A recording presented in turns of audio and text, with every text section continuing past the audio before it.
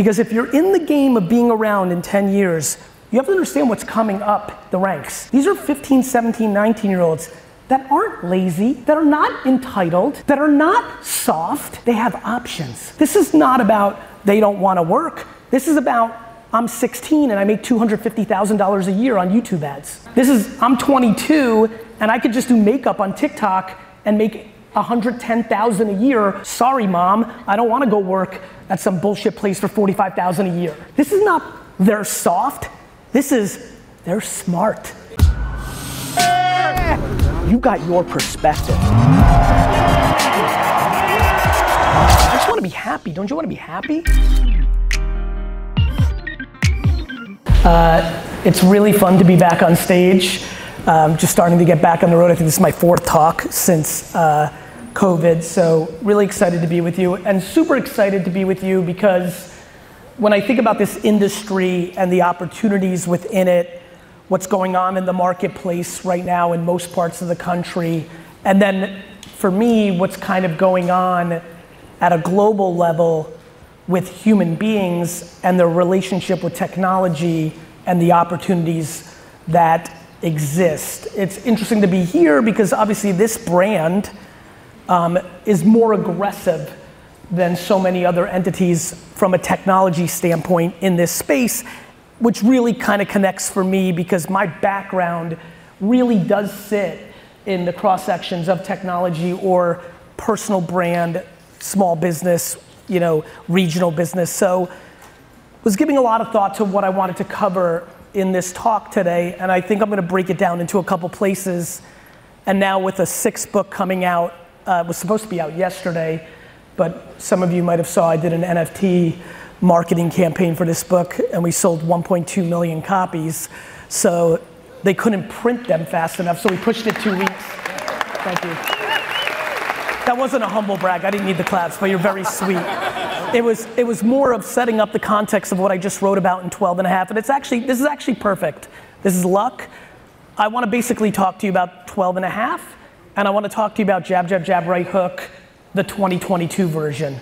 I think the 2022 landscape of real estate is extremely fascinating for me. I think the OGs in this room, and even the youngsters may realize because of COVID, we have such unique things to try to figure out of what is this market, right? Whether it's growth or decline or how, there's just so many unique dynamics that a global pandemic created that are unusual to look at in even a 50 or 100-year window. So I think we can all imagine, and I'm sure this is what you spend a ton of your time on, is like, well, what's the market really gonna be like, right? And to me, the thing that I've been most passionate about in my career, and the thing I'm most proud of 25 years into operating, is that regardless of what the market has been, I've been able to be successful. The market threw me for a loop for my premium wine business that focused on Wall Street in 2001 when 9/11 happened, and that entire ecosystem literally was devastated, and so I had to adjust to that. The market was incredibly difficult to navigate in 2008 and 9 with the recession, and again, I was very much in the premium wine business. Kind of hard to sell $800 bottles of wine when the entire economy is collapsing. And I was starting VaynerMedia, so that was super interesting, 09. And onwards and onwards and onwards, and we will all go through that, and then obviously, for this market, after you got off the initial hump, there was an incredible opportunity in real estate with COVID, not so much for my business. Vayner got very caught because we were not small enough or not big enough for any government support. So I got $0 and 0 cents to navigate the last 18 months with my companies, which to be very transparent is the best. People love capitalism and entrepreneurship, but when it gets super hard, they always want the government's help, and I laugh at that shit.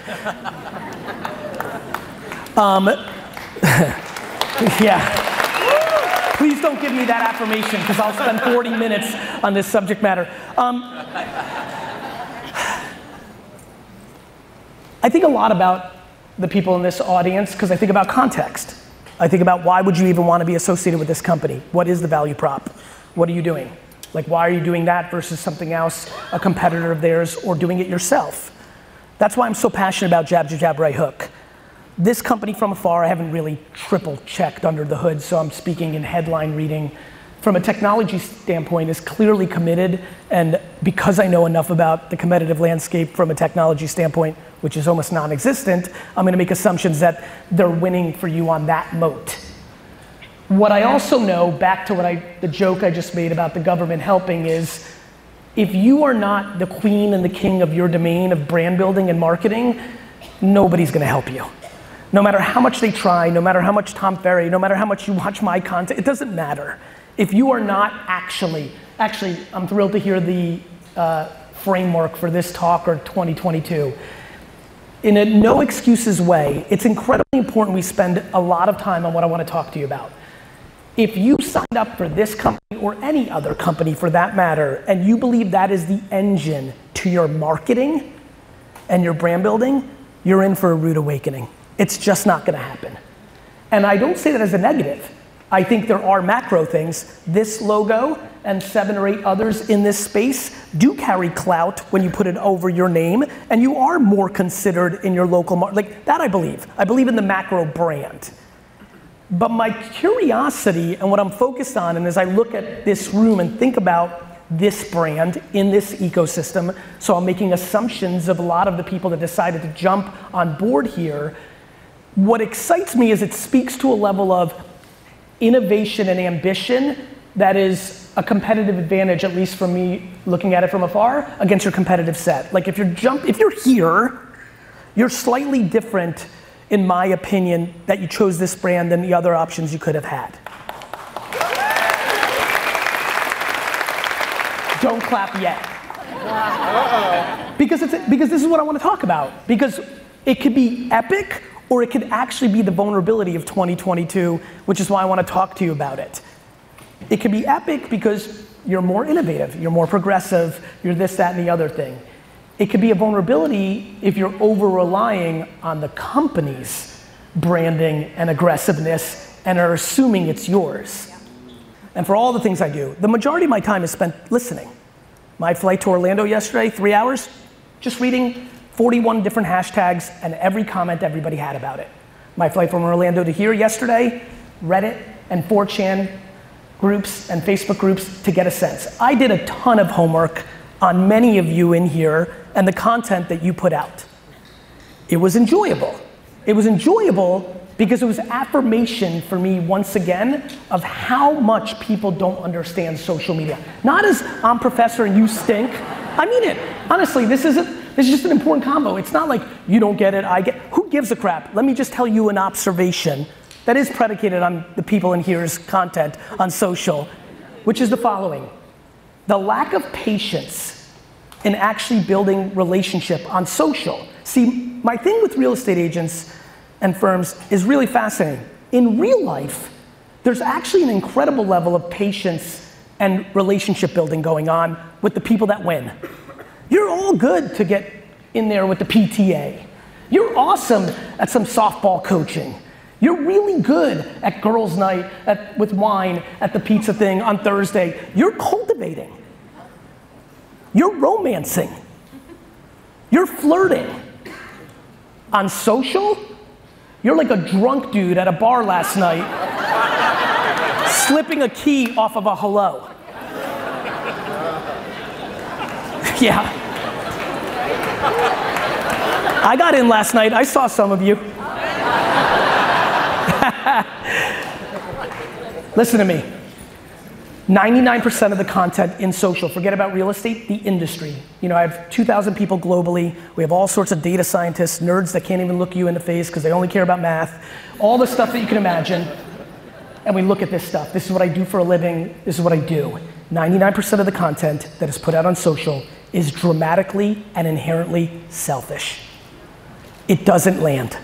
There's too much. It's just supply and demand. If you're just posting another picture of a beautiful house, there are 73,000 of those on Instagram and LinkedIn and Twitter. We're not good at it.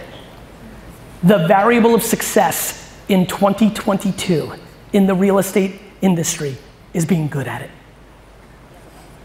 This is very important. There are OGs in this crowd who have dominated their local market for 15 years, relationship on relationship on relationship, who are starting to lose market share to first-year rookies, because first-year rookies know how to make a TikTok. Woo! Yeah. This is important. Yeah, rookies! And rookies, don't get high on yourself. You're doing a lot of dumb shit too. All right? Some of you rookies need to learn the basics of actually how to do a contract, but we'll get into that later. And this is the point. Listen to me. I want to help this room because I don't usually get a full hour. Usually it's Q&A. I'm like, God damn it, an hour keynote? How am I gonna fill this? I'm like, I might as well go deep. So we're gonna go deep. Please, if you remember anything from this talk, think purple. Let me explain what I mean by that. What the reactions and the energies that just happened is there's this fascinating thing. This is the beautiful thing about being a listener. And as some of you may know, my sister has entered this business 3 years ago, so I'm double listening because I love her more than anything, so I'm paying attention even more. There's this incredible tension and conversation and just macro energy of the youth movement versus the OGs because of technology. Before it was just the OGs, you had to pay your dues. And for the OGs, I have a lot of empathy. I had to pay my dues too. Like, you don't think I'm mad that I didn't have the internet and the blockchain when I was 15? I would have owned the Jets by 19. But the OGs need to understand, you don't control when timing is. You're mad that these kids have Facebook and can speed it up? Well, guess what? Your great-great-grandmother's mad at you that you had running water. Like, you know, things change, it's okay, right? So, but what we have to do is the following. I am fascinated that so many people that are players in their market have an advantage of history and reputation and word of mouth, are allowing the rookies to take up so much of the attention and the real estate. I'm fascinated by it. It comes out of your audacity. It comes out of your audacity. I understand you're the queen bee of Sacramento. But technology doesn't care about you. And it's happening, and I'm watching it happen. On the flip side, for the rooks, a lot of them are moving too fast and are relying just on the notion of social content and are making missteps on the stake of the game of sizzle and steak. And so there's a lot going on, but the reality is, and everybody knows it here, you can stumble through your first 5, 6, 7, 8 deals. You're gonna learn that part. How to do it and how to have partnerships and couple of relationships, it's the commodity. We can razz on the rooks of like they stumbled there or they didn't get it there or they misstepped there. You were a rook too, you made those same things, you figured it out, they're gonna figure it out. The people in this room that are putting their head in the sand that they need to be putting out, stick with me now, 7 to 12 pieces of content on social media a day. If you have basic ambition, the people that have their head in the sand on that are going to lose. That's the word I'm gonna use. What do I mean by lose? I don't mean you're going out of business. If the market's hot, the world's abundant, nobody's really, when you're mad at that person in town, nobody's really taking your stuff. Like there's plenty of room for everybody. I mean it's gonna chip away day by day by day. And market share is important, especially when you're in this business and your market share is, quote unquote, somewhat limited. The stakes are extremely high for the people in this room to actually figure out how to do social media content. Social media content, along with OTT, Netflix, Hulu, are the dominant consumption tools of our society. The end. I watch people spend money on dumb shit because that's what got them there. They're quick to spend $3K on a billboard because it makes their ego feel good because they drive by it. But they won't run $3,000 in ads against localized TikTok content when the cost of the TikTok ads are so underpriced, it makes me borderline uncomfortable. And because we've seen this game with Instagram and Facebook, it's just basic pattern recognition, and people want to make assumptions that TikTok is 12 to 18-year-olds when everybody in here knows that's not true. I love when people are actually on TikTok themselves, but then claim it's not good for their business because their age group's not on it, yet they're on it. 2022 is the single best year for a real estate agent and brokerage and team and firm and brand and compass, because America's attention is more on social in 2022 than 2021, and social, creative, making the videos and pictures, and the ads are dramatically underpriced compared to print, radio, television, outdoor, and benches.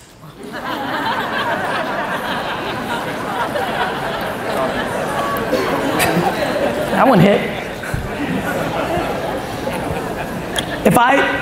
If I could leave with anything, I would leave with a macro commitment from the top, the mezzanine, and this floor, a macro commitment to actually deploy the 25 hours of homework.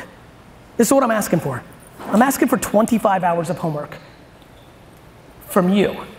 I'm not looking for you to get motivated or compelled or potentially open to doing this and then deciding you're gonna go home and you're gonna hire your 23-year-old niece because she gets this shit.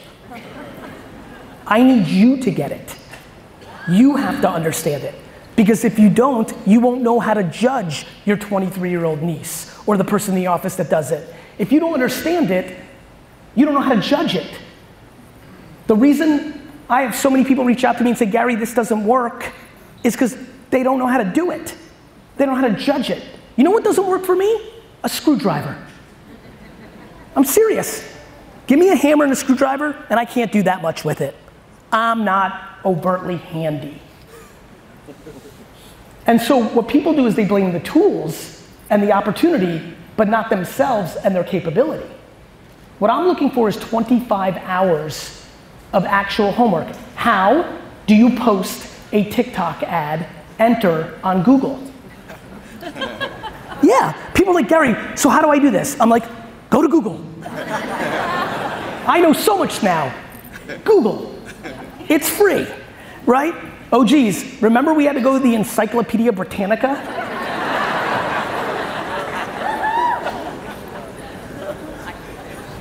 25 hours of homework so that you can post 7 times a day on social media in 2022.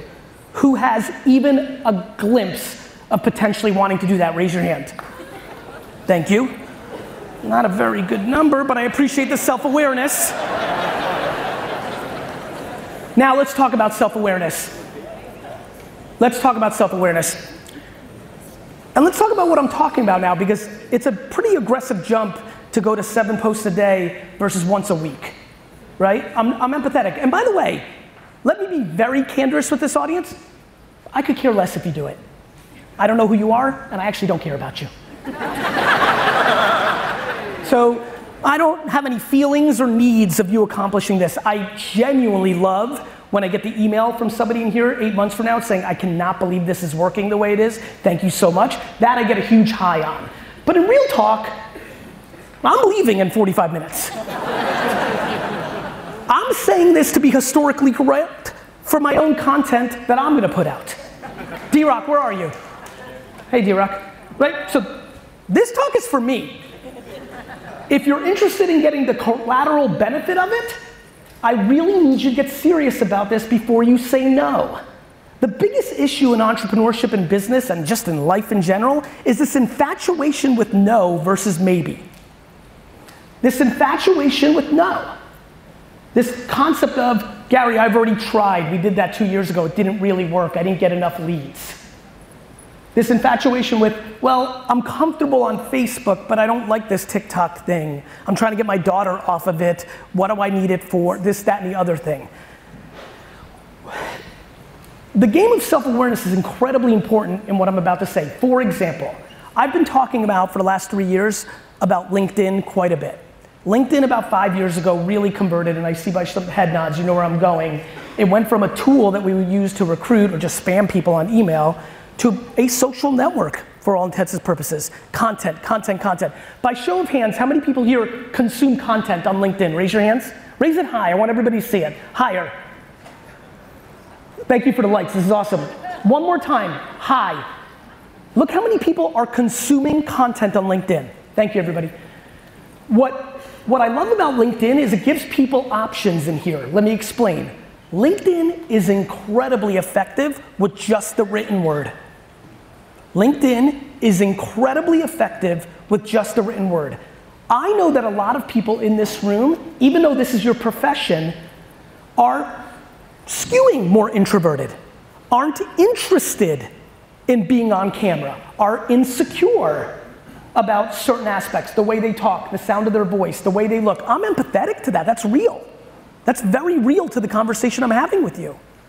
However, if this audience understood how many people are actually getting leads from written words on LinkedIn, it would be a different conversation. This is why I talk about self-awareness. You have to understand how you like to communicate. Some people have the gift of gab to do it on video and the comfort. Others really genuinely struggle with that, but actually can talk and don't realize that they can just hit the memo button on their iPhone, record it, save it, and post the audio. There is no rules for content creation. The rules are very simple. Be self-aware of what you are good at or enjoy so that you can actually achieve the amount of output. And then most importantly, what I started with, this industry has to find a better way to bring value than just telling people about the listing. The jab, jab, jab of right hook was very simple. Talk about other things. And then it's unbelievably okay once you've built up equity to ask, aka post the listing. You will close the listing. Your open house will be more attended if you've done a phenomenal job in actually bringing some level of value in your feeds. The problem is everybody goes so literal. I'm a real estate entity in this feed. I'm gonna talk about real estate. What people don't realize is all the strengths that so many of you have in the real world are the strengths that you can have in content. The thing that I really want to challenge this audience to think about is if you love golf or cooking or fishing, that should be a core component of your content strategy. You can't post 7 times a day if the only thing you want to talk about is your listing or joining your team. You can when you decide to be an actual human being. So when we think through this framework of how we provide value, we need to understand this. Now, what gets really interesting for me is the no versus the maybe. Let me explain. TikTok, right this second, is a marketing phenomenon. You can literally, tonight, because you thought this talk made some sense to you, download TikTok for the first time. How many people here do not have a TikTok account? Raise your hands. Stand up. Stand up. Stand up. Stand up. Stand up if you do not have a TikTok. Let's see it. Lights up there. I got it. Good. All right. First. No, keep standing. Back up, dude. Thank you. I see. First, let's clap it up for these patriots. You can sit. I can't believe you do not have a TikTok. After 15 years of this? I do, I just don't use it. Unacceptable. We'll talk after the show. Let me tell you what's so cool about this for me. This is wild. This is what's fun about having an hour.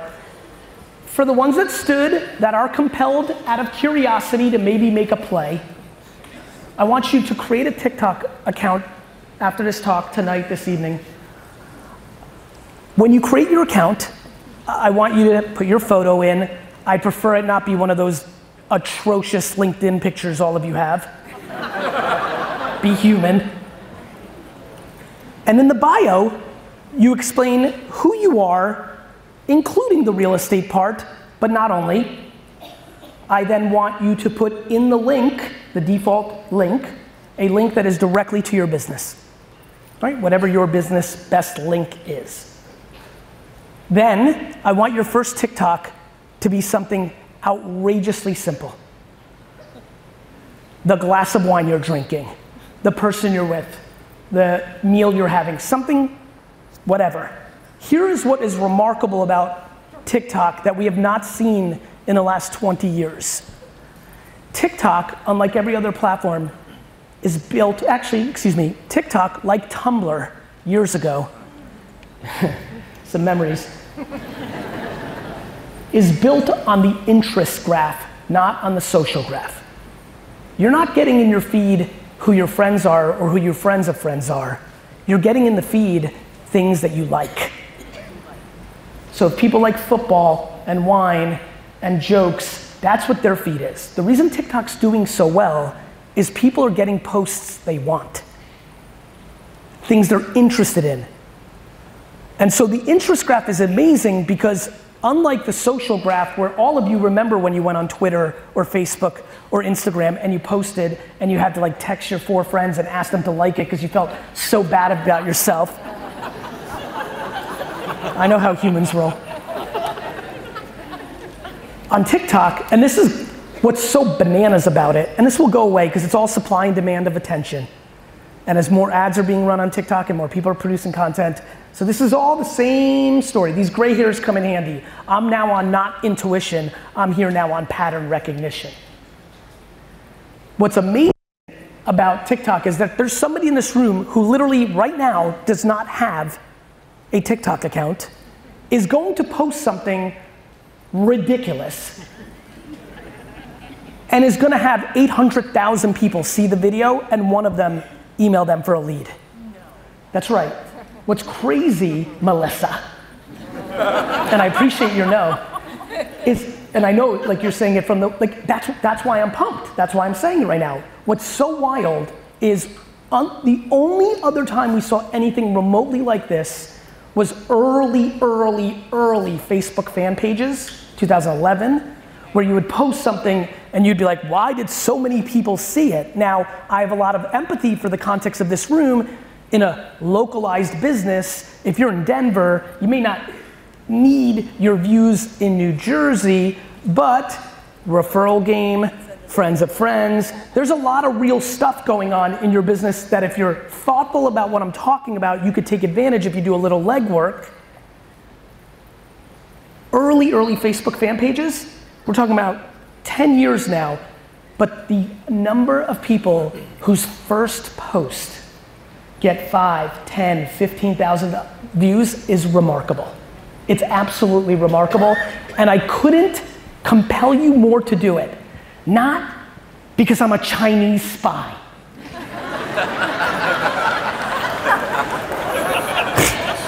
I know, you cynics. Not because VaynerMedia does well with TikTok, but because you have to. Is she okay? She's good? I'm proud of you. That was fast execution. Do you need a job? But because I'm trying to get all of you ready for the rest of your career, let me explain. How many people here, lights again, this is great, I'm having fun. How many people here, by show of hands, are retiring in the next 10 years? And before you raise it, I don't mean you're gonna crush it and buy a yacht. I mean, you're old and you're finished. Raise your hands. 10 years. Raise it. Can I get the lights, please? Raise your hands. 10 years. Fair. Okay, thank you. Let's clap it up.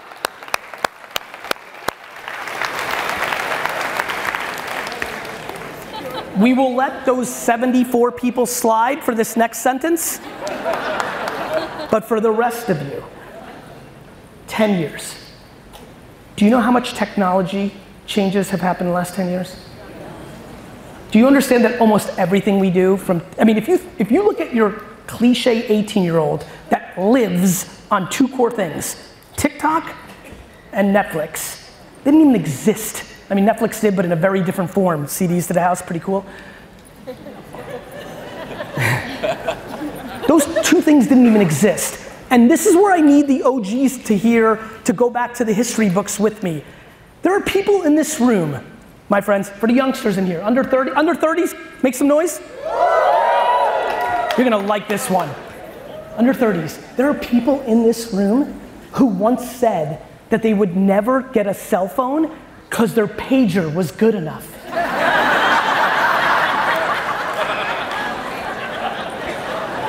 Let's go very vulnerable and honest. By show of hands, who in here was this person? I'm never getting an iPhone. The BlackBerry has buttons and I need the buttons. Raise your hands. Raise it high.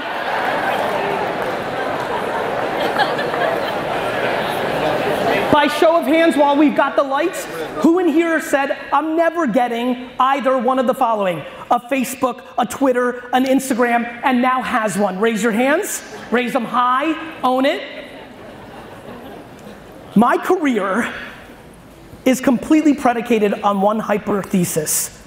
I have intuition from the luck of my parents having sex at the right moment. It's true. I have intuition that allows me to understand what all of you are gonna do when you think you're not gonna do it. This is the crux of what I want to talk about today with you, both on the marketing side as I've been, and in a few minutes on the management and team side. I need everybody here to leave today with at least the seed of maybe, kinda, sorta, and I am not naive and incredibly self-aware and very in tune to how this may be entertaining and you might have gotten a laugh and it might be curious, but you are viscerally against the concept that I'm throwing down. As I said earlier, that is incredibly fine, but let there be no confusion.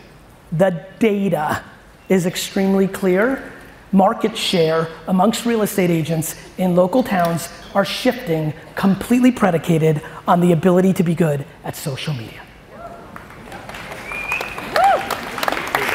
Now, you may be more than happy with how much you make and have 8 years, 7 years, 9 years, and you're like, screw it. If I make a little bit less, I'm still good. And that's amazing. That's actually awesome. Do you?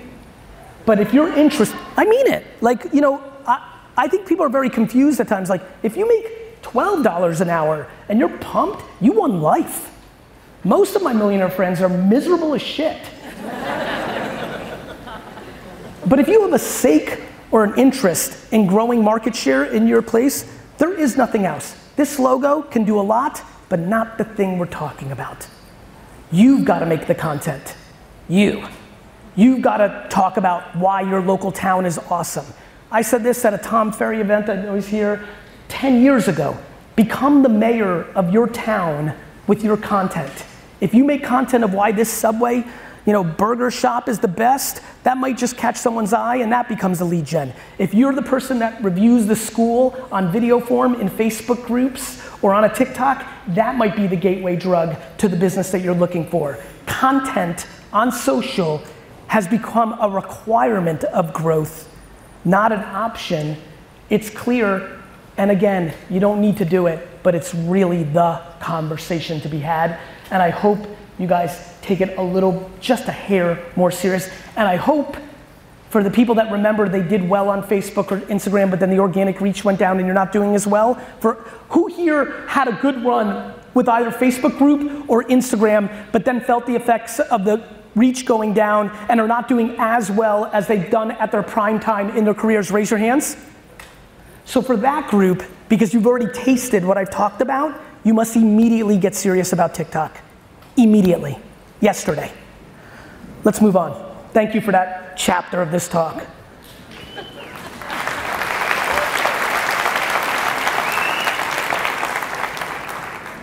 How many people here have employees underneath them? Raise your hand. What?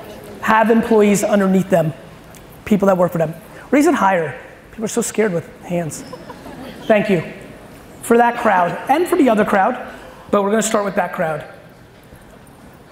There's something that I've been spending a long time in my mind on, but it was back here. It was in my subconscious. I couldn't get it all the way to the front. COVID gave me an opportunity to get into my feelings. And luckily, I was able to finally get it to the front. You know how life works? Like, we're all humans, right? Like, it's there, you know it's there, and finally, oh, damn it, he's cancer, get him out of my life. That stuff, that's what was going, sorry. That's where I'm about to go. There's been something in my here for the last 20 years that I just couldn't figure out. And I finally feel comfortable and ready to talk about it in a compelling way that makes the argument potentially land for all of you, which is why I wrote this book. I believe that we have been misguided in how to win in business. I believe that the popular conversation of business that we accept today as entrepreneurs and operators is wrong. I believe that the dog eat dogs, hard elbows, and literally, there may not be a statement on earth that I hate more, and I don't like using the word hate, but there is not a statement on earth that I hate more than the concept of nice guys finish last. If I could find the person that created that saying, I would dig them up from the ground and punch them in the neck.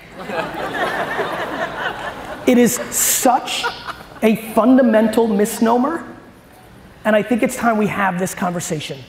This book talks about leveraging the emotional ingredients necessary for business success. I don't believe any of us were raised with the concept that the core tenet for business success is kindness. I just don't think that's something we've ever heard. I don't think it's something people believe. I even think when I just said it, it was like funny to say and funny to feel your collective reaction. Let there be no confusion about the next part of this talk and where I'm going. I am not in the over-coddling, foofy, like, world of business. This is not about entitlement. The same person I want to dig up from the grave, I want to destroy every human associated with 8th place trophies.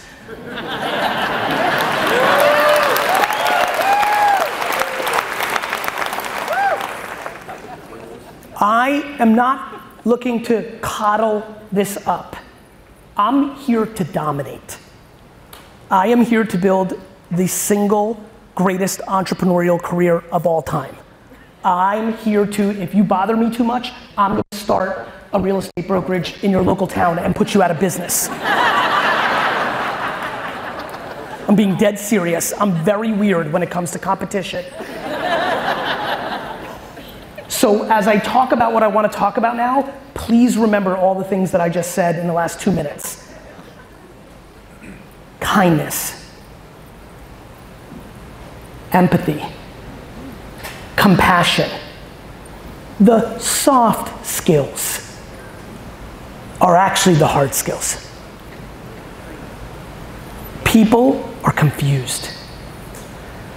People are confused where we are in the world, not today. This isn't about, I know where some of you are gonna go. Some of you are gonna go, oh, I see what Gary's doing. He's trying to prepare us for Gen Z because they're so woke and soft. News alert, that is not what I'm doing. What I'm trying to do is get everybody prepared to understand how they can make more money, how they can be more successful, how real this is.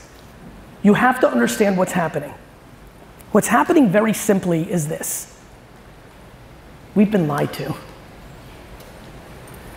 The world is inherently abundant. Even in a local business where you're trying to compete against 7 other people that you know who you're competing against for the houses, the fundamental truth is nobody's taking yours, you're limiting your upside. The way you're limiting your upside is over-stressing about somebody else getting a listing that you didn't get. When you spend 2 hours dwelling that Susan got it and you didn't, that's 2 hours that you played on defense, not offense. There's nobody taking your stuff. And because of that and things like that, we are confused. We think that there's a certain demeanor, a certain style that needs to be done for business success. Of course, you can be massively financially successful being atrocious. It exists. We know it. And to me, I heard somebody say, whether it's, it is unfortunate, honestly, no feelings towards it. Unfortunately, fortunately, it is life. What's that got to do with you though? at the height of the Steve Jobs God era in Silicon Valley, I was booed aggressively for the only time in my career. Ironically, in this wonderful town. It's true. I was on stage in the height of Steve Jobs land at South by Southwest, and I proclaimed that I wanted to be nothing like him, and that he stinks. Because I didn't like the narrative that I watched a lot of kids start running their business because they heard that Steve was mean, they decided to be mean.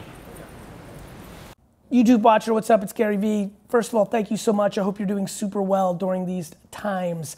I also want to ask you, please subscribe because my commitment and exploration of YouTube is about to explode. Stories, polls, more content, more engagement, more surprise and delight.